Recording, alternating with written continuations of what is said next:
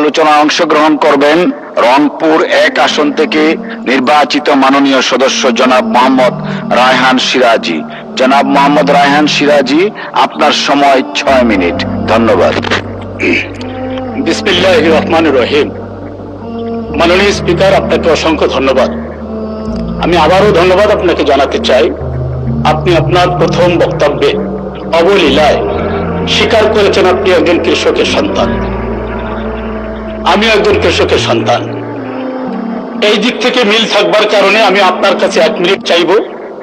দ্বিতীয়ত, আপনি একজন সফল আইনজীবী, আমি একজন আইনের ছাত্র, এদিক থেকে 1 মিনিট। তৃতীয়ত, আপনার ধারাবাহিক উদারতা গত কয়েকদিন গাণিতিক হারে বাড়ছে, এই উদারতা আজকে জ্যামিতিক হারে বেড়ে গেছে। সেই জ্যামিতিক হারে আমার সময়টা 5 মিনিট থেকে আমি 10 মিনিট চাই মাননীয় স্পিকার। কারণ আমি নদীভাঙ্গা এলাকার লোক, আমার অনেক কষ্ট, দুঃখ, দুর্দশার কথা বলবার জন্য মানুষ আমাকে পাঠিয়েছে, একটু বলতেই হবে মাননীয় স্পিকার।